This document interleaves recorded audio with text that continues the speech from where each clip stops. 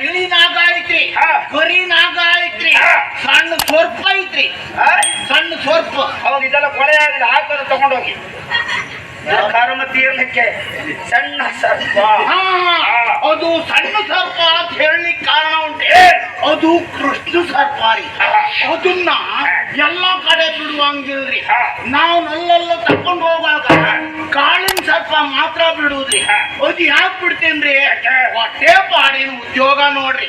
ಹಾಗಾಗಿ ಮನೆ ಮನೆ ಹೊತ್ತಿಳಿದು ಅವ್ರ ಕಡೆ ಏನಾದ್ರು ಪುಂಗಿ ಊದಿ ಅಜ್ಜನಾದ್ರು ಮೊಟ್ಟೆ ಕೊಟ್ರೆ ನಿಧಾನ ಹೆಡೆ ಬಿಡ್ಸಿದ್ರೆ ನನ್ನ ಹೊಟ್ಟೆ ಹೊರ್ಕೊಳ್ತೇನೆ ನೋಡ್ರಿ. ಆದ್ರೂ ಈಗ ಭಾರಿ ಕಷ್ಟ ನೋಡ್ರಿ. ಮನೆ ಮನೆ ಹೊತ್ತಿಳುವಾಗ ಎಲ್ಲಾದ್ರೂ ನಾನು ಹಾವು ಬಿಡ್ತೇನೆ ಅಂತ ಹೇಳಿ ಸಾಕು. ನಮ್ಮ ಮನೇಲಿ ಹೆಂಗಸರಿದ್ದಾರೆ, ಹಾವು ಬಿಡ್ಬೇಡ ಪುಣ್ಯಾತ್ಮ ಅಂತ ಹೌದ್ರಿ. ಹಾಗಾಗಿ ಈಗ ನೀವು ಗಡ್ ಬಿಡಿಯಲು ಕಾರ್ದು ಬಿಡ್ರಿ. ಕಾರಣ ಏನ್ರಿ? ವಿಷಮೈತವಂತ ಹಾವು ಯಾವುದುಂಟು? ಅದು ಕಾಳಿನ ಸರ್ಪ ಐತಿ. ಕಚ್ಚಿದ ತಕ್ಷಣವೇ ಅಲ್ಲೇ ನಗರ ಬಿದ್ದು ಹೋದ ಮಗ. ಹಾಗಾದ್ರೆ ಒಂದು ಕೆಲಸ ಮಾಡು. ಏನ್ರಿ? ಇದೆಯಾರ್ರಿ? ನನ್ನ ಮಗ. ನಿಮ್ಮ ಮಗ? ಯಾಕ್ರಿ ನನ್ನನ್ನು ತೋರ್ತಿದ್ದು? ಕರೆದುಕೊಂಡು ಹೋಗು ಕಾಡಿಗೆ ಆ ಹುಡುಗನ್ನ.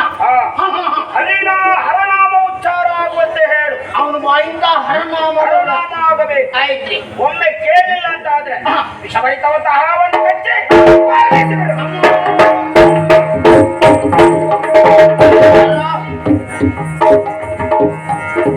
ಹೌದೇನ್ರ?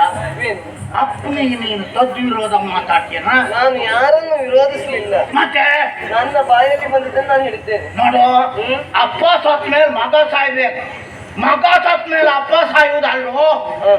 ಹಾಗಾಗಿ ಹೇಳ್ತು. ನೋಡು, ಘೋರವಾದ ಕಾಡಿದು. ಕಾಡಿನಲ್ಲಿ ನಿನಗೆ ಬುದ್ಧಿ ಮಾತಾಡ್ತೀನಿ. ಒಂದು 4 ವರ್ಷ ಬೆಳಕು ಮಾಡ್ಬೇಕಾದ್ರೆ ಇಲ್ಲಿ ನಾನು ಹೇಳ್ದ ನೀನ್ ಕೇಳು.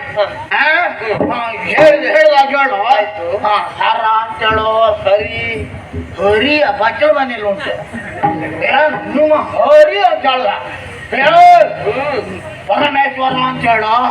ಕೇಶವ. ಕೇಶವನ ಗಾಡಿ ಓಡಿಸಿ ಎಲ್ಲ ಮಲ್ಕೊಂಡಿದ್ದ. ಅವ್ನು ಸುದ್ದಿ ಇಷ್ಟೊತ್ತಿಗೆ ಯಾಕೆ?